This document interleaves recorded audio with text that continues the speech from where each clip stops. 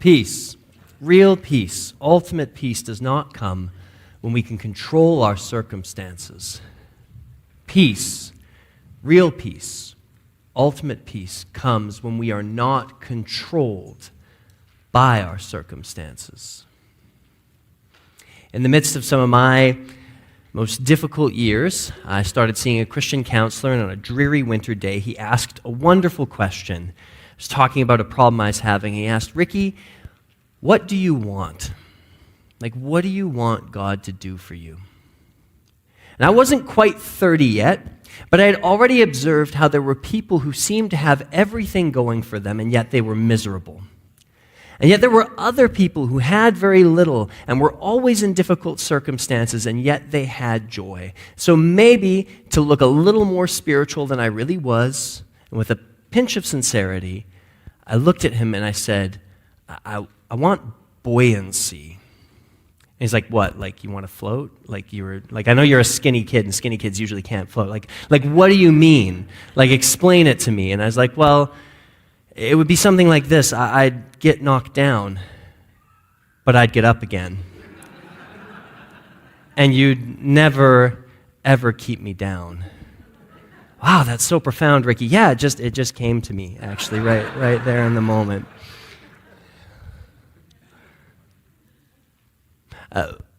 We're in the book of Philippians. It's a letter that Paul writes to a church that he planted from prison.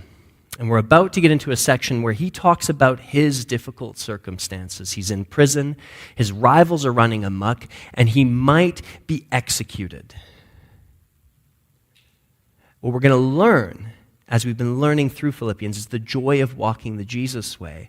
And the joy of walking the Jesus way is not that Paul can control his circumstances, it's that Paul is not controlled by his circumstances, because he believes that God is at work for his good and the good of the whole world. So we're going to look at Philippians 1, verses 12 to 26. You can turn there now. And what we're going to see are kind of three different angles, three different things we can focus on to help us through difficult circumstances. Providence, focusing on our purpose and being there and with other people. Providence, purpose, and people.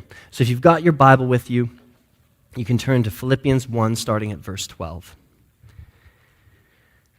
where we'll read, "Now I want you to know, brothers and sisters, that what has happened to me has actually served to advance the gospel. As a result, it has become clear throughout the whole palace guard and to everyone else that I am in chains for Christ. And because of my chains, most of the brothers and sisters have become confident in the Lord and dare all the more to proclaim without fear. It is true that some preach Christ out of envy and rivalry, but others out of goodwill. The latter do so out of love, knowing that I am here for the defense of the gospel. The former preach Christ out of selfish ambition, not sincerely, supposing that they can stir up trouble for me while I am in chains. But what does it matter? The important thing is that in every way, whether from false motives or true, Christ is preached. And because of this, I will rejoice. Yes, and I will continue to rejoice, for I know that through your prayers and God's provision of the Spirit of Jesus Christ, what has happened to me will turn out for my deliverance. I eagerly expect and hope that I will in no way be ashamed, but will have sufficient courage so that now, as always, Christ will be exalted in my body, whether by life or by death. For to me, to live is Christ, and to die is gain. If I am to go on living in the body, this will mean fruitful labor for me. Yet what shall I choose? I do not know. I am torn between the two. I desire to depart and be with Christ, which is better by far. But it is more necessary for you that I remain in the body. Convinced of this, I know that I will remain, and I will continue with all of you for your progress and joy in the faith, so that through my being with you again, your boasting in Christ Jesus will abound on account of me." This is the word of the Lord. Paul's got three problems. Problem the first, Paul's in jail. Being in an ancient jail is not a good place to be. It's kind of like a holding pen where you're either going to get let back out into pasture or you're heading to the slaughterhouse. You don't get taken care of by the government in jail in that day and age. You have to have your friends come and take care of you. Problem the second, Paul has a personal diss squad who's out there running amok because he's in prison. We don't know a lot about these people, but they seem to have some sort of a personal vendetta, and they're using this opportunity to preach the gospel in a way that's harmful to Paul. And problem the third, Paul could die. Every time he gets imprisoned, it's usually for treason, disturbing the Roman peace, or atheism, all of which are punishable by death. Paul has got 3 problems, but he talks like he has 0 problems. Because he believes that God is at work. And the theological word, the shorthand for God being at work, is providence. Providence is just the idea that God makes plans, takes action, and makes things happen. It's Romans 8:28 that God works all things for good for those who are called according to his purpose and love him. And to put trust in providence in the middle of difficult circumstances is to kind of rise above our circumstances and assume a new perspective. So what I want to look at are just 3 angles that we can get on this idea of providence from how Paul responds to his 3 problems. So first, Paul's imprisonment. Paul's imprisonment, he uses it to show us that providence means God is at work in our suffering. He'll say in verse 12, "Now I want you to know, brothers and sisters, that what has happened to me has actually served to advance the gospel." How does our pain and God's plans interact? There's a deep mystery here. And perhaps the best place to focus on this mystery isn't Paul's circumstance right here, but it's actually the story of Joseph. So Joseph, you'll remember, is sold into slavery by his own brothers because of their jealousy. But through Joseph's integrity and God's intervention, he rises to the second in command of all of Egypt, the place of his slavery, and ends up saving them from a famine, and in great irony, saving his own brothers from a famine. At the end of the story, his brothers are going to come and stand before him, and they're worried that Joseph's still just a little ticked off, that Joseph is going to bring the hammer down on their head. So they come to him with their tails between their legs, and Joseph responds to them, "Don't be afraid. Am I in the place of God? You intended to harm me, but God intended it for good to accomplish what is now being done, the saving of many lives." If I was an editor, I would love to take this section. The word intended can also mean made or make or wove, and I would edit it like this. What you did, you made evil, period, full stop. God made good, period, full stop. See, the teaching that providence, that God is at work in our suffering, does not mean that God made bad things happen to you so that he could make good things happen. That's not the good news here. Right? The good news is that God is at work even in the midst of some of the most difficult messes we face. The Bible's clear. Our suffering comes from the fallenness of the world, from the sinfulness of others, or from our own sin.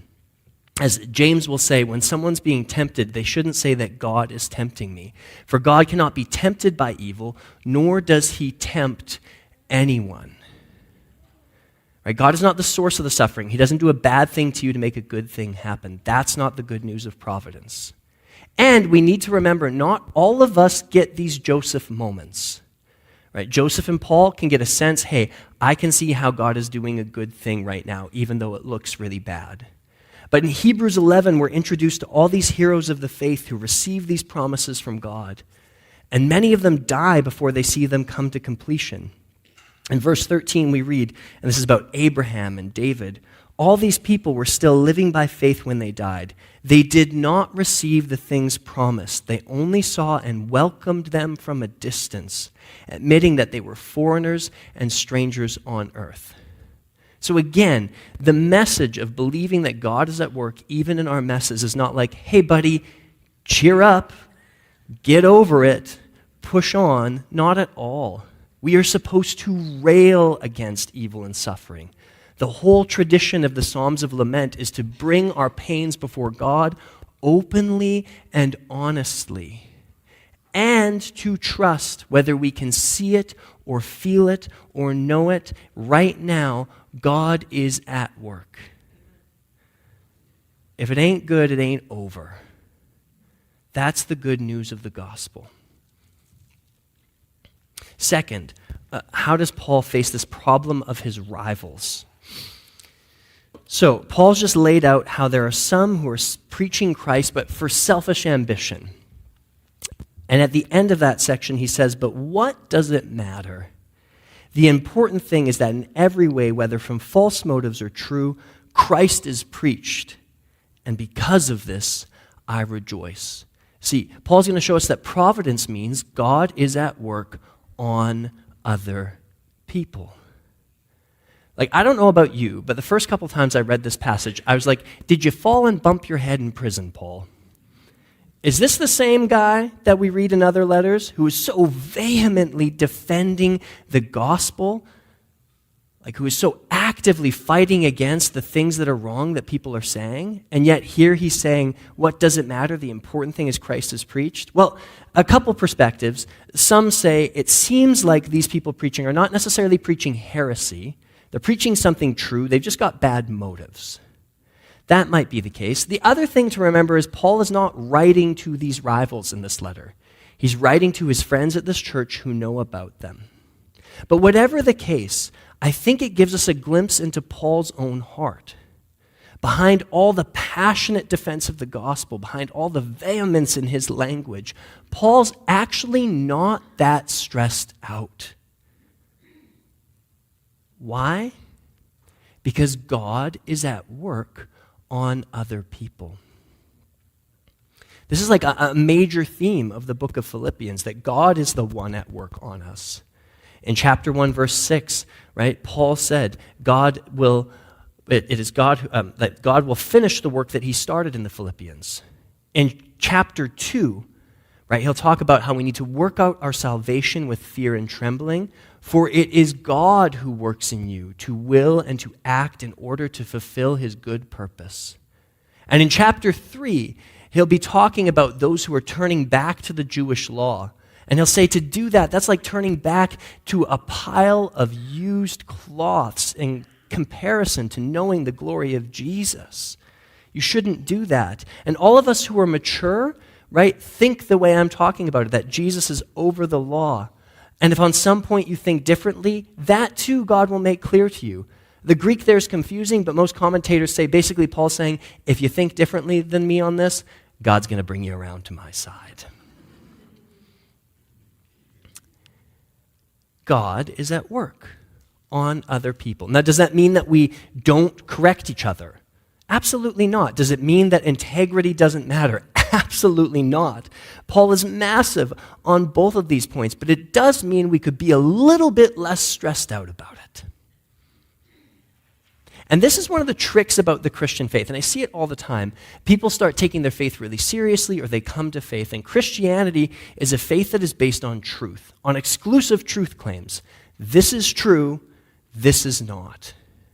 But what can happen in our passion is we can get to a place where we're focused on trying to stop all the people who are doing the wrong things rather than spreading the right thing.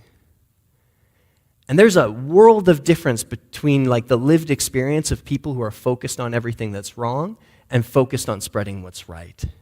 We should take Paul's own advice. Don't be overcome by evil, but overcome evil with good. Trust that God is at work.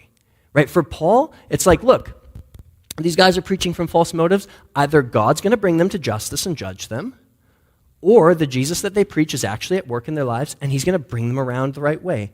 Either way, God is going to accomplish what God wants to accomplish. If I'm not there to do something about it, God will do something about it. A friend recently said to me, and I don't think I'll ever forget it. He said, Ricky, one day you're going to realize that your holiness, your growth, your development, it is not your project, it is the Holy Spirit's project.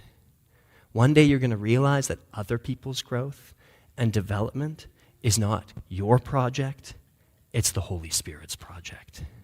And God is at work, and he finishes what he starts. Finally, Paul's death.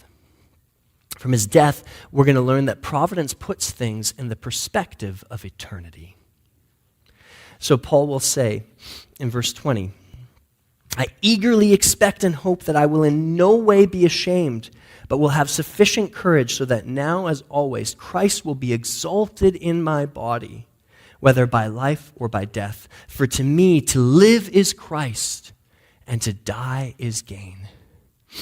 Where you can sense that there's some wrestling underneath the other 2 points, Paul is like giddy at the idea of dying.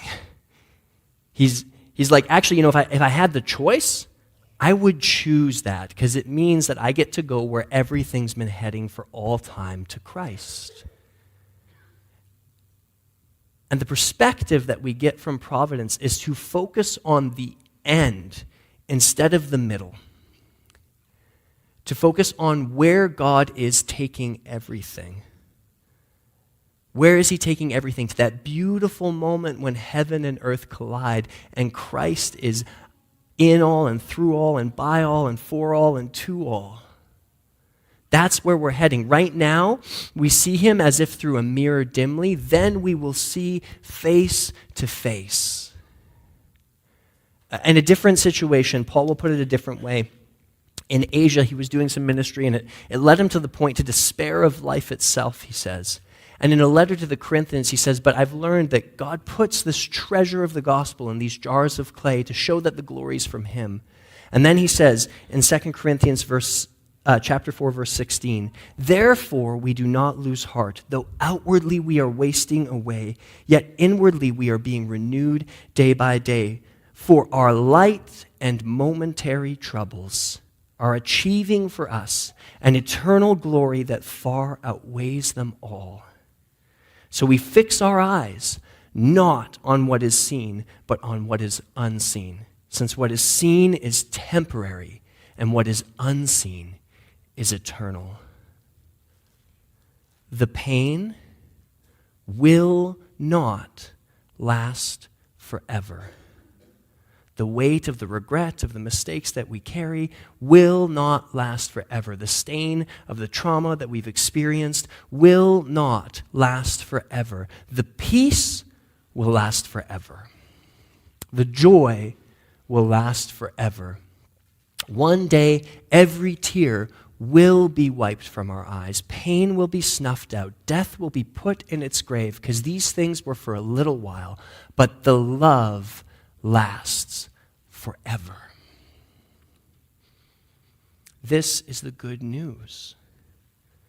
So Paul can rest his head on the cold stone of that prison wall with a smirk on his face, because he knows the end of the story. He knows the end of his story.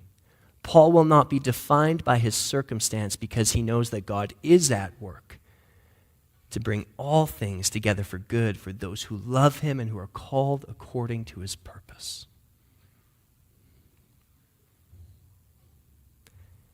That's the good news. The good news of who God is and what he's like and what he does in this passage. But there is actually also, for us, a potential to take a little bit of good advice. There are a couple moves that Paul makes that could help us in our own difficulties, I think. One is to reconnect with our purpose, which is to be with and for other people.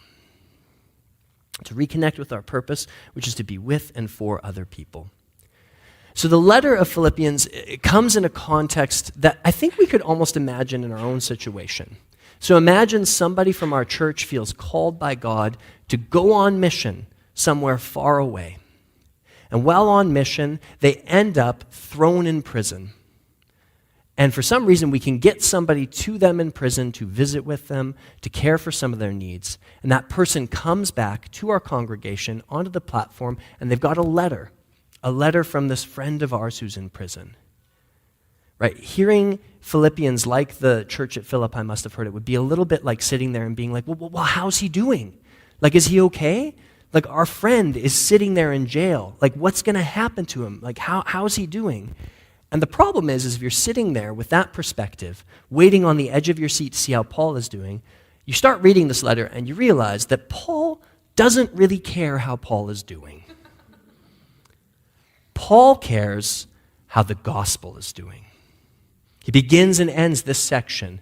What's happened to me has served to advance the gospel, and I will stay in my chains rather than heavenly bliss to see you progress in the gospel. Viktor Frankl was a renowned psychiatrist in Austria. And from 1942 to 45, he was in a Nazi concentration camp. And while suffering there, he couldn't help but be who he is, a psychiatrist, so he observed, he paid attention. And after he got out, in this blitz of like 9 days, he wrote one of the best-selling books in the 20th century, Man's Search for Meaning. And the sum total of this book could almost be captured in a quotation he makes by a philosopher named Friedrich Nietzsche. He says, "He who has a why to live for can endure almost any how." Because Frankl watched during the back-breaking labor while starving on a piece of bread a day, that there were people around him who found meaning and purpose, not in their suffering necessarily, but in something outside of themselves. They thought about their wives who were in another camp, wondered if they were okay, and if they survived, they knew that they had to get out so that they could care for them, their children, their grandchildren. Some of them things as simple as wanting to play the violin again. And those who held on to some purpose, he said, survived, but those who let go died very quickly. You see, Frankl and others teach us that happiness, joy, contentment, peace, much like Jesus teaches us, are not things that we can get by approaching directly. Make them your goal and they like run through your fingers like sand, but pursue purpose, God-given purpose, and joy and satisfaction and peace, they end up coming as consequences. And this is the trick with bad circumstances and suffering, is that they tend to make us kind of collapse in and around ourselves. Psalm 88, one of the most beautiful psalms for if you're in suffering to spend time praying, it ends with "darkness is my only friend," as if the psalmist has made this like cocoon of their pain around themselves, and it's just them in the dark alone. And what I've noticed, what I've seen, what I've experienced, is the people who can like poke a hole in that cocoon and find something to give for someone, like the simplest, smallest, tiniest thing, they find a way to mix some joy into their suffering. And you don't have to start with this with like the biggest, baddest thing that ever happened to you, right? This is like this simple, cliched knowledge of like the difference between have to and get to. It's like you have a really hard week and you got to make dinner tonight. It could either be like, this is the biggest pain in like my rear ever, I'm so frustrated. Or it could be like, man, I've got a family that loves me. I've got food in my fridge and I have an opportunity to provide sustenance for them. This is really meaningful. There's purpose behind this. I can admit that I'm tired and I can try to take care of myself, but I also can see how I'm doing something that matters right now. And I've stood in this room while people dying of cancer have set up tables for lunch. I've watched people who are caring for a family member who's in the grips of dementia lead people to Jesus. I've seen people in the throes of some of their deepest and darkest moments show up and hold space for other people in their pain. And when you talk to those people, they don't complain about it. They talk about what a joy and a gift and an honor it is to be there and to do something that matters, even in the midst of their pain. So what's your purpose? What are you called to? How can you reconnect with it? How can you remember it, even when it gets hard? Now, as you're already seeing, a large part of our purpose is other people. When I was around 20, I came back from my first year in university. And I grew up in like a Pentecostal church for a while, and then we moved to this like pretty hardcore Baptist church where like you had a full Bible study in Sunday school before church, okay? Like we were serious, man, right? And I was fine. I finally graduated to like the big boys club, right? So I was in this circle with a bunch of men I was like the youngest by far, and I was sitting beside my friend Larry. Larry was this big, burly mountain of a man of Swedish descent, guitar picker, gospel singer, staunchly Baptistic in his theology, not a mystic, you can guess from the picture that I've just drawn for you. But he had just come back from a double lung transplant. Years of working with farming chemicals without wearing a mask had taken their toll on him. And he talked about this like experience, this out-of-body experience he had during his surgery where he felt himself in the presence of God and he felt God send him back. And he felt it clear that God was saying, like, look, I'm not sending you back for you. Like, you've got people that need you and stuff that you need to do. So go do it. And then he turned and looked at me, right? Big Larry stared me right in the eyes, and he said, boy, you're not here for yourself. You're here for other people. So get after it. And I was like, yes, sir. I'll never forget it. He died just a few years later. I maybe saw him 2 or 3 times after that interaction because eventually the transplant failed. You know, Paul has this like sliding algorithm of death at the end of this passage where he says, okay, so if I die, I go and I'm with Jesus, and that's way better, subtext, for me. If I stay, it means that God will work through me, I'll bear some fruit, and it's way, way better for you guys. What would I pick? What should I do? Oh, I'll stay for you. Because my life is not my own. I will give up the potential of heavenly bliss to labor on in chains for your good. Why? Because it's what Jesus did. Paul will say in just a few verses, the one who was the very form of God did not take equality with God as something to be grasped, but emptied himself and took the form of a servant. Paul will have to live up to his own words in just a few verses where he says, do nothing out of selfish ambition or vain conceit. Rather, in humility, value others above yourselves, not looking to your own interests, but each of you to the interests of others. Boy,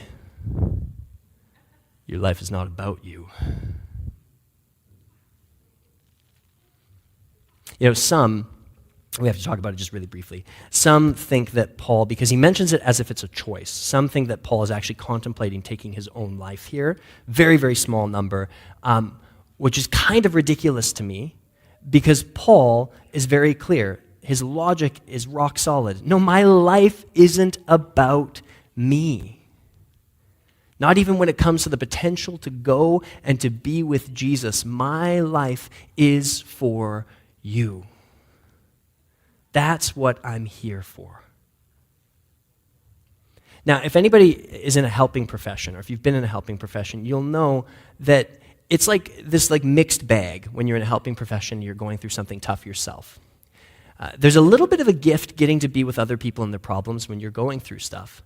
One of those gifts is sometimes other people's problems are just way worse than yours. So you start kind of forgetting your problems. And forgetting is a good long step taken in the direction of bliss, let me tell you. But there is another gift. There's something sacred in shouldering your own burden and saying, you know what? I can take a little bit of yours too. Something holy happens. We step into being like Jesus himself. And I think it's actually a treasure to show up for each other, even in the midst of our pain and difficulty. David Hansen was a pastor at like this small town church in Montana, and he writes about his own experience being there with people. He says, when you are with people at times like a stillborn birth, when you experience God's presence so powerfully that it is impossible not to believe in him, your souls become bound in a depth of experience that changes you all forever. You become integrally grateful to these people. We become brothers and sisters because our souls are forged together within the same womb. We emerge from the same womb of suffering. These memories, these relationships, all these brothers and sisters are the treasures in heaven which Jesus refers to. The worship team can come forward now. At the center of all of his trials, all of his difficulties, all these bad circumstances, Paul will say, "Yes, and I will continue to rejoice. For I know that through your prayers and God's provision of the Spirit of Jesus Christ, what has happened to me will turn out for my deliverance." Paul's not defined by his circumstances, but by the knowledge that God is at work for good in the world. And where is God at work for good in the world? In the people of Philippi, in their prayers uttered on Paul's behalf, in their pleading with the Lord to continue to make his kingdom come. Where is God at work? In Paul himself, by the power of the Spirit of Jesus Christ, bringing life to his mortal body. The treasure, the joy that Paul can hold on to in the midst of all these circumstances, surrounded by enemies, facing his possible death, is the work of God in and through his people. It's joy in the frozen lasagna left on somebody's doorstep when you got your own problems and your own things going on. It's joy in the knowing glance with someone who shares your pain and is showing up for you anyways. It's joy in the shaky hand placed on your shoulder and the prayer uttered on your behalf. It's joy, paltry and simple as these things may seem, in the knowledge that God is at work bringing heaven to earth in you and in me.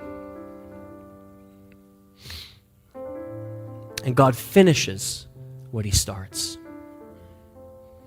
So our comfort is not controlling our circumstances. Our peace flows like a river around many stones. We're not controlled by our circumstances. We are comforted and called by the work in God in as messy and mangled a people as us.